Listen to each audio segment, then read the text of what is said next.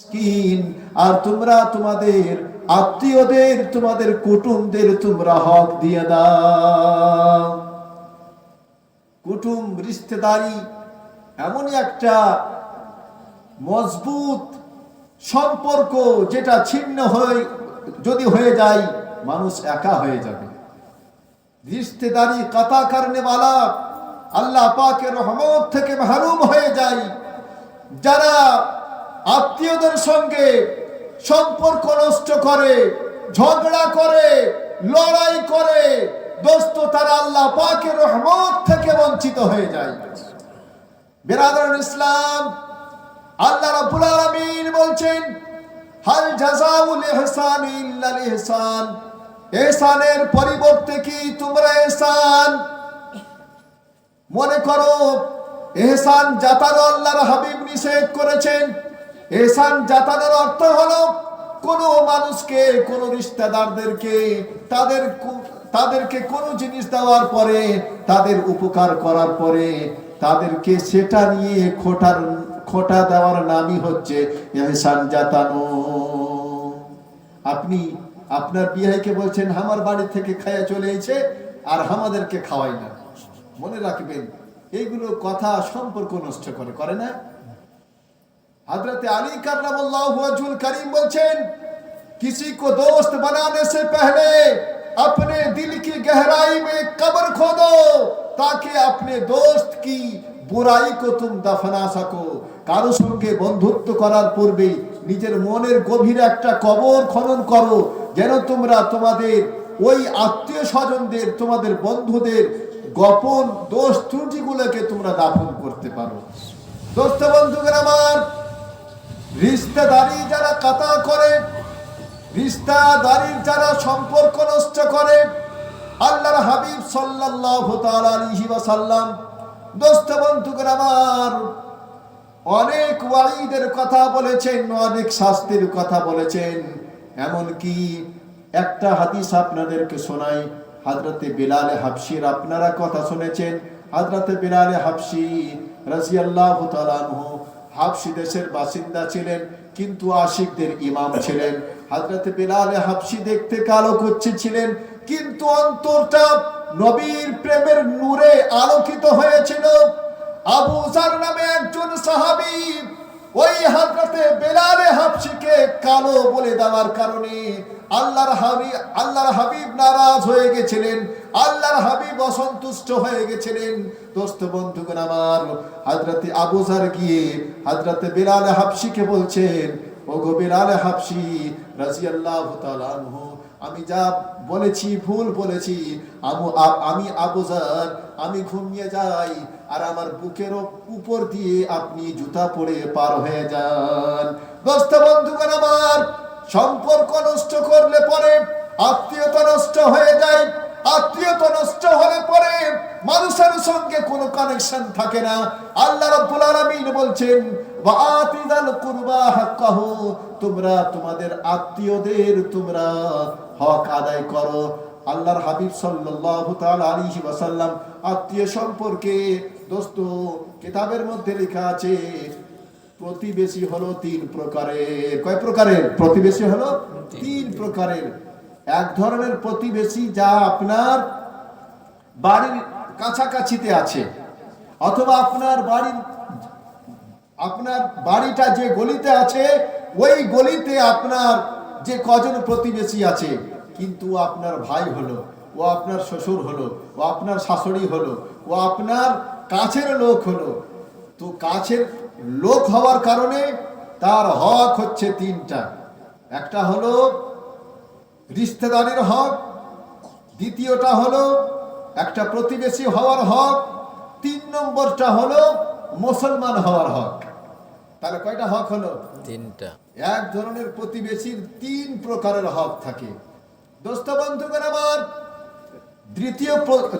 দ্বিতীয় প্রকারের প্রতিবেশীর কথা বলা হয়েছে। তাদের 2 প্রকারের হক। আপনার তো কোনো কুটুম না, আপনার তো কোনো রিশতেদারি না, আপনার সঙ্গে রক্তের কোনো সম্পর্ক নাই, আপনার ভাই ভাতিজাও হয় না, কিন্তু আপনার প্রতিবেশী আপনার বাড়ির পাশে তার বাড়ি, প্রতিবেশী হওয়ার হক, আর অপরটা হলো মুসলমান হওয়ার হক। আর 3 নম্বর হক হলো, একটাই হক, আপনার বাড়ির পাশে কোনো হিন্দুর বাড়ি আছে, আপনার বাড়ির পাশে কোনো অমুসলিমের বাড়ি আছে, আপনার বাড়ির পাশে কোনো খ্রিস্টানের বাড়ি আছে, আপনার বাড়ির পাশে কোনো ভিন ধর্মের লোকের বাড়ি আছে, তো সে আপনার দোস্ত, সে আপনার কি বলে মুসলমান হওয়ার জন্য সে হক পাবে না, কারণ সে মুসলমান নয়। আর আপনার কি বলে রিশতেদারিও নয়, কিন্তু আপনার প্রতিবেশী হওয়ার কারণে ইসলাম ওই অমুসলিমের প্রতিও আপনার প্রতি হক অর্পণ করে দিয়েছেন। যেন বলেন সুবহানাল্লাহ। ওই অমুসলিমের প্রতি আপনি অন্যায় করতে পারেন না, ওই অমুসলিমের উপরে আপনি জুলুম করতে পারেন না, ওই অমুসলিমের উপরে আপনি অত্যাচার করতে পারেন না, ওই অমুসলিমের সঙ্গে আপনি খারাপ ব্যবহার করতে পারেন না। হযরতে ইমামে আযম আবু হানিফা রাহমাতুল্লাহি তাআলা আলাইহি সুবহানাল্লাহ, তার বাড়ি তার প্রতিবেশীতে একজন ছিল মাজুসি, অর্থাৎ আগুনের যারা পূজা করত। কয়েকদিন পূর্বে ভারতবর্ষের একজন শিল্পপতি যার নাম হলো রতন টাটা ছিল মাজুসি, অগ্নি উপাসক। আগুনকে তারা সাজদা করত, আগুনের পূজা অর্চনা করত, আগুনকে তারা খোদা বলে মানত। তো সুবহানাল্লাহ, ওই ইমামে আযম আবু হানিফা রাহমাতুল্লাহি তাআলা আলাইহির প্রতিবেশীর মধ্যে একজন প্রতিবেশী ছিল অগ্নি পূজক, কিন্তু সে ব্যবসার সূত্রে বাইরে গিয়েছে। তার বাড়িতে তেল না থাকার কারণে তার বাড়িতে ছোট্ট একটা বাচ্চা ছিল, সন্ধ্যা যখন লাগতো কান্নাকাটি করত। ইমামে আযম আবু হানিফা রাহমাতুল্লাহ আলাইহি নিজের বাড়ির প্রদীপটা, নিজের বাড়ির চারাটা, নিজের বাড়ির সুবহানাল্লাহ ওই নিজের প্রতিবেশী অমুসলিমের বাড়িতে তিনি দিয়ে আসতেন। আর ওই আলো পেয়ে, লাইট পেয়ে অমুসলিমের বাচ্চাটা কান্না করতো না। হযরত ইমামে আযম আবু হানিফা প্রত্যেক দিন এমন কাজ করতে লাগলেন। একদিন এমন হলো, তার স্বামী যখন বাড়িতে ফিরে আসলো, তার স্ত্রী সমস্ত ঘটনা খুলে বলেছে। ওই অমুসলিম অগ্নি পূজক ইমামে আযমের কাছে এসে বলে, যার চরিত্র এত সুন্দর, না জানি এর নবীর চরিত্র কত সুন্দর হতে পারে। দোস্ত, ওই অগ্নি পূজক নিজের অগ্নি পূজা ছেড়ে দিয়ে, নিজের ধর্ম ছেড়ে দিয়ে, নিজের মাযহাবকে ছেড়ে দিয়ে ইমামে আযমের চরিত্রের কারণে ইসলাম ধর্ম গ্রহণ করে নিয়েছে। ও মুসলমান, আল্লাহর হাবিব বলেন, আল মুসলিমু মান সালিমাল মুসলিমুনা মিন লিসানিহি ওয়া ইয়াদিহি। প্রকৃত মুমিন তারাই যাদের হাত দ্বারা, যাদের জবান দ্বারা, যাদের পা দ্বারা, যাদের অঙ্গ দ্বারা অপর মুসলমান সুরক্ষিত থাকবে, সেই হলো প্রকৃত মুসলমান। জোরে বলেন সুবহানাল্লাহ। আল্লাহর হাবিব একদিন বলছেন, ওয়াল্লাহি লা ইউমিনু, আল্লাহর কসম সেই ব্যক্তি মুমিন না। আবার আল্লাহর হাবিব কিছুক্ষণ পরে বললেন, ওয়াল্লাহি লা ইউমিনু। আবার কিছুক্ষণ পরে এমন করে 3 বার আল্লাহর হাবিব বললেন, ওয়াল্লাহি লা ইউমিনু, খোদার কসম ওই ব্যক্তি মুমিন না, খোদার কসম ওই ব্যক্তি প্রকৃত মুমিন না। সাহাবায়ে কেরাম আরজ করলেন, ইয়া রাসূলুল্লাহ, ইয়া হাবিবাল্লাহ, নবী গো, কার কথা আপনি বললেন? খোদার শপথ করে, খোদার কসম খেয়ে আপনি 3 বার পর পর কার কথা বললেন? আল্লাহর হাবিব বলেন, যার ব্যবহার চরিত্র দ্বারা তার প্রতিবেশী কষ্ট পায়, তার প্রতিবেশী আঘাত পায়, তার প্রতিবেশী নির্যাতিত হয়। আল্লাহর হাবিব বলেন, সেই ব্যক্তি পূর্ণ মুমিন এবং মুমিন হতে পারে না। সাহাবায়ে কেরামদেরকে আল্লাহর হাবিব বলতেন, এই আমার সাহাবীরা, যখন তোমরা বাড়িতে তরকারি রান্না করবে, তো তরকারিতে তোমরা ঝোল বেশি করে দাও, কারণ তোমরা যেন তোমাদের প্রতিবেশীর বাড়িতে তোমরা তরকারি না হলো ঝোলটাও যেন তোমরা তোমাদের প্রতিবেশীর বাড়িতে দিয়ে আসতে পারো। আমরা ছোটতে দেখেছি, আমাদের বাড়িতে যদি হাত পিঠা তৈরি হয়েছে, থালি থালি খোরা খোরা আমরা কাকার বাড়িতে দিয়ে আসতাম, আমরা আমাদের মানে আপনার চাচাদের বাড়িতে দিয়ে আসতাম। ওদের বাড়িতে যখন মাংস হয়েছে ওরা তখন খোরাই খোরাই আমাদের বাড়িতে সব বাড়িতে দিয়ে এসেছে। সেই ভাইচারগি, সেই সেই মোহাব্বত, সেই আত্মীয়তা, সেই প্রেম প্রীতি ভালোবাসা আজকাল কি আছে? আজকাল নাই। দোস্ত বিরাদরান ইসলাম, ইসলামের শিক্ষা আমাদেরকে দিচ্ছেন যে তোমরা আল্লাহর হাবিব সাল্লাল্লাহু তাআলা আলাইহি ওয়াসাল্লাম মা আয়েশা সিদ্দিকা রাদিয়াল্লাহু তাআলা আনহা থেকে হাদিস বর্ণিত, আল্লাহর হাবিব বলেন আমার কাছে জিবরিল আমিন আসলেন, আসার পরে আমাকে প্রতিবেশীর হকের কথা এত বলে গেছেন আমি গুমান করছিলাম, আমি অনুমান করছিলাম যে প্রতিবেশী আমাদের প্রতিবেশীদেরকে আমাদের মালের ওয়ারিস না আল্লাহ বানিয়ে দেন। তাহলে চিন্তা করেন যে কত বড় হক প্রতিবেশীর আছে। আপনার প্রতিবেশী যদি মানে বিপদের সম্মুখীন হয়, আমার আপনার হক হলো তার পার্শ্বে দাঁড়ানো, অর্থ দিয়ে হোক, খাওয়া দিয়ে হোক, সাহস দিয়ে হোক, যা দিয়ে হোক আপনাকে আপনার প্রতিবেশীর পাশে দাঁড়াতে হবে। মরার সময় ওই কাপড় খুলে মুখ দেখতে আসছেন, আমার তো জু করে এই সমস্ত লোকেদেরকে কাউকে মুখ দেখতে দেওয়া দরকার নাই। কারণ এরা যখন জিন্দা ছিল, যখন এর মুখ দেখা দরকার ছিল, যখন এর পাশে আসে মানে আপনার এসে দাঁড়ানো দরকার ছিল, কেউ এসে দাঁড়ানি। এখন মরা মুখটা, শুকনো মুখটাকে দেখে মনের মধ্যে শান্তি আসছে। বিরাদরান ইসলাম, মনে রাখবেন এতে আল্লাহ রাজি হবেন না, আল্লাহ নারাজ হয়ে যাবেন। তবে দোস্ত বন্ধুগণ আমার, আপনি বিপদের সম্মুখীন হলে আপনার প্রতিবেশী আপনার কাছে আসবে। আপনার প্রতিবেশী যখন বিপদের সম্মুখীন হবে আপনি তার কাছে গিয়ে সুবহানাল্লাহ তার পাশে দাঁড়াবেন, প্রতিবেশীর হকের কথা শুনুন। সুবহানাল্লাহ, একজন আল্লাহর ওলি সুবহানাল্লাহ তার বাড়িতে অনেক ইঁদুর হয়ে যাওয়ার কারণে, অনেক চুহা হয়ে যাওয়ার কারণে একজন তাকে পরামর্শ দিল, ভাই তুমি তোমার বাড়িতে একটা বিড়াল ছেড়ে দাও, বিড়ালের তাণ্ডবে তোমার বাড়ি থেকে ইঁদুর পালিয়ে যাবে। ওই আল্লাহওয়ালা ব্যক্তি বলছেন আমি আমার বাড়িতে ইঁদুর তাড়ানোর জন্য বিড়াল নিয়ে আসবো, আর আমার এই বিড়ালের তাণ্ডবে, বিড়ালের ভয়ে আমার বাড়ি থেকে ইঁদুর গুলো পালিয়ে আমার প্রতিবেশীর বাড়ি যাবে, যেটা ওর ক্ষতির কারণ হবে, যেটা আমি আমার জন্য পছন্দ করি না। আমি আমার ভাই মুসলমানের জন্য কি করে পছন্দ করি? দোস্ত বন্ধুগণ আমার, আল্লাহর হাবিব সাল্লাল্লাহু আলাইহি ওয়াসাল্লাম বুখারী শরীফের হাদিসের মধ্যে বলছেন আল মুমিনু লা ইউমিনু আহাদুকুম। দোস্ত আল্লাহর হাবিব সাল্লাল্লাহু আলাইহি ওয়াসাল্লাম বলেন যে প্রকৃত মুসলমান তারাই যাদের হাত দ্বারা, যাদের জবান দ্বারা, যাদের ব্যবহার আচরণ দ্বারা অপর মুসলমান সুরক্ষিত থাকে, সেই ব্যক্তি হলো কামিল মুসলমান। যারা বলেন সুবহানাল্লাহ। অতঃপর আল্লাহ রাব্বুল আলামিন বলছেন ওয়াআতিযাল কুরবা হাক্কাহু ওয়াল মিসকিন, মিসকিনদেরকে তোমরা তাদের হক দাও। মিসকিন বলতে কেমন? এই প্রাণপুর গ্রামে রমজান মাস যখন আসবে কয়েকজন মহিলাকে দেখতে পাওয়া যাবে যারা বাড়ি বাড়িতে ফিতরা নিয়ে বেড়াবে, যারা মানুষের কাছে যাকাত নিয়ে বেড়াবে। ও মুসলমান, আমার প্রাণপুরের মা বোন যদি অন্য গ্রামে যাকাত নিতে যায়, ফিতরা নিতে যায়, আমি মনে করি আমার পুরো গ্রামের একটা লজ্জার বিষয়। কেন? আমরা কি দু চারটা লোককে গ্রামে সবাই মিলে সহযোগিতা করতে পারি না? আমরা কি পারি না? পারি, কিন্তু আমরা বেশিরভাগ এখন লোক দেখানো কাজ করি। একটা মানুষ, আপনারা কিছু মনে নেবেন না, টাটকা কথা বলছি আপনাদের, ওর বাড়ির পাশে ক্যান্সারে আক্রান্ত হয়ে 6 ছেলে মেয়ের বাবা শয্যাশায়ী হয়ে আছে।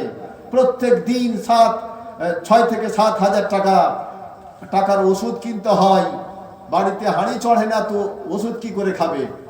ওর গ্রামেরই একজন কমিশন লাখ লাখ টাকা দিনে রোজগার করে, বাড়িতে হাঁড়ি চড়ে না, ছেলে মেয়েরা খেতে পায় না, সব ছোট ছোট। দোস্ত, ভিক্ষা করার অভ্যাস নাই, লাজ লজ্জা শরমকে মাটিতে মিশিয়ে দিয়ে তার স্ত্রী তার কাছে গিয়ে বলল, ভাই এক বস্তা চালের ব্যবস্থা করে দাও না, ছেলে মেয়েরা না মানে না খেয়ে আছে। তো বলে এখন তো টাকা নাই, তুমি 500 টাকা নিয়ে যাও। ওই লোকটা রাত্রে পীর সাহেবের জালসা হচ্ছে, পীর সাহেবের জালসাতে 50,000 টাকা দান করছে। আচ্ছা বলেন, ওর দান আল্লাহ কবুল করবে? ওর দান আল্লাহ কবুল করবে? ওর মোহাব্বত আল্লাহ কবুল করবে? দোস্ত বন্ধুগণ আমার, ওর প্রতিবেশীর হক ছিল 50,000 টাকার। ওই 50,000 টাকা পীর সাহেবের সামনে, মানুষের সামনে নাম কামানোর জন্য দিয়েছে। কিন্তু যদি ওই তার প্রতিবেশী ক্যান্সারে আক্রান্ত হওয়া ব্যক্তিকে যদি 50,000 টাকা দিয়ে দিত, ওষুধেরও তা থেকে ব্যবস্থা হতো, ওর বাড়িতে উনুন চড়তো, হাঁড়ি চড়তো, বাচ্চাদের খাওয়া দাওয়াও জুড়তো। কিন্তু দোস্ত বন্ধুগণ আমার, এখন আমি আপনি যা করি শুধুমাত্র দেখানোর জন্য করি। আল্লাহ রাব্বুল আলামিন বলছেন, ওয়াআতি যাল কুরবা হাক্কাহু ওয়াল মিসকিন, আর তোমরা মিসকিনদেরকে, গরিবদেরকে তাদের হক দাও। এই মুসলমানেরা, আমরা তো যাকাত আদায় করি না, অথচ 40 থেকে 45,000 টাকা সারা বছর খাওয়া দাওয়ার পরে এই অর্থের সোনা চাঁদি যদি থাকে, এই অর্থের যদি ব্যাংক ব্যালেন্স থাকে, এই অর্থের যদি দোকানের মাল আপনার থাকে, তাহলে ওই ব্যক্তি হবে মালিকের নিসাব, আর মালিকের নিসাবের উপরে যাকাত দেওয়া ফরজ। মুসলমান সারা জিন্দেগি যাকাত না দিয়ে, সারা জিন্দেগি আপনার অপরের হক মেরে খাওয়ার পরে শেষের দিকে দোস্ত হজ করে নেওয়ার পরে মনে করে দুনিয়ার সবচাইতে বড় ডিগ্রি অর্জন করে নিয়েছে। আল্লাহ কবুল করবে আর হজ? যাকাত আপনি দিলেন না, যাকাত দেওয়া ফরজ। আপনি আপনার জন্য যেটা খাওয়া হারাম ছিল, ওই মালটাকে আপনি ওই নিজের মাল থেকে বার করে যাদের হক তাদেরকে আপনি দিলেন না, হারাম মালকে নিজের হারাম মালের মধ্যে মিশিয়ে আপনি করলেন কি? আপনি জিন্দেগি যাপন করলেন দোস্ত, আর ওই মাল দিয়ে আপনি দান করছেন, ওই মাল দিয়ে আপনি হজ করছেন। আপনার দানও কবুল হয়নি, আপনার হজও কবুল হয়নি, আপনার কোনো কিছুই কবুল হয়নি। দোস্ত বন্ধুগণ আমার, মিসকিন বলতে কারা? এবারে মিসকিনের সঙ্গে আপনাদের বলি, মিসকিন কারা? আল্লামা জালালউদ্দিন আহমদ আমজাদি ফতোয়ায়ে ফায়জুর রাসূল শরীফের মধ্যে বলছেন, গরিব হলো, ফকির হলো ওই ব্যক্তি যার কাছে শুধুমাত্র আজকের খাবার আছে, কালকের খাবার নাই, এমন ব্যক্তিকে ফকির বলা হয়। মিসকিন ওই ব্যক্তিকে বলা হয় যার কাছে এখনকার খাবার, দুপুরকার খাবার আছে কিন্তু রাত্রের খাবার নেই। এখন ফকিরগুলা যে মুর্শিদাবাদ থেকে আসছে বুঝলেন, একটা নেংড়ার তিনটা করে বহু থাকছে বুঝলেন, দুটা তিনটা ঘর বহু থাকছে বুঝলেন। একটা বহু ঠেলা নিয়ে পড়েছে, আর একটা বহু ছেঁড়া নিয়ে কোনো জায়গাতে মানে তিরপল খাটিয়ে বসে আছে। আর এই আপনার টিভির চ্যানেলে বুঝলেন ফকিরদের একটা সমীক্ষা আমি দেখছিলাম। আলিম ওলামা যারা অভিজ্ঞ আলিম, ওদের গোল মিটিং যেটা হয় খুব দামি হয় বুঝলেন। তো ফকিরকে 3 কোয়ালিটি করেছে। কয় কোয়ালিটি? 3 কোয়ালিটি করেছে। এক কোয়ালিটির ফকিরের মাসিক ইনকাম হচ্ছে 95,000 টাকা থেকে 1,05,000 টাকা। 2 নম্বর কোয়ালিটির ফকিরের ইনকাম হচ্ছে 55,000 টাকা থেকে 75,000 টাকা মাসে। 3 নম্বর কোয়ালিটির ফকিরের ইনকাম হচ্ছে মিনিমাম 50,000 টাকা। আমাদের সারা মাসের বেতন মসজিদের, আপনার সারা বছরের বেতন মসজিদের, ওদের 1 মাসের ইনকাম। আর বহু খুব পাল্টায় বুঝলেন, 2টা-3টা করে আমাদের রিজার্ভ থাকে বহু। রোজার মাসে রোজা থাকে না, মানুষের কাছে বুঝলেন এসে জাকাত ফিতরা এটা ওটা নিয়ে যায়। অনেকে তো মদ খায়, অনেকে আবার 60টা কাটে, আপনার অনেকে গাঁজা খায়। এই তো হচ্ছে তাদের অবস্থা। তারপরে কিছু বাটোয়ার আছে এই দিক থেকে, কাহালা রতুয়া আপনার মানে দিক থেকে কাড়িয়াল জওয়ান, মাদ্রাসার নাম দিয়ে, মসজিদের নাম দিয়ে তারা আমার আপনার কাছ থেকে টাকা লুটে নিয়ে যায়। আবার মা বোনদেরকে বলে, মা বোনদেরকে ভয় দেখায়, একটা আজমিরের চাদর দাও না মা, একটা মাদ্রাসায় কোরআন শরীফের দাম মানে দাম দাও না মা, খবরদার দিবেন না এরা একদম মার্কা মারা বাটুয়ার। এই বাটুয়ারদেরকে আমরা দিয়ে দিয়ে এদের পেট মোটা করে দিয়েছি। এদের বাড়ি ঘর যদি আপনি দেখেন, আপনার বাড়ি ঘর ওদের বাড়ির ঘরের কাছে কিছুই না। কারণ ওরা সারাদিন ওরা বাটুয়া মারি করে বেড়ায়। দোস্ত বন্ধুগণ আমার, তাই আপনাদেরকে বলবো, গ্রামের মধ্যে যারা গরিব মানুষ, গ্রামের মধ্যে যারা অসহায় মানুষ, পার্শ্ববর্তী গ্রামের যারা অসহায় মানুষ, যাদেরকে আমি আপনি চিনি, যারা সত্যিকারে পাওয়ার হকদার, তাদের কাছে আপনি সাহায্য নিয়ে পৌঁছে যান।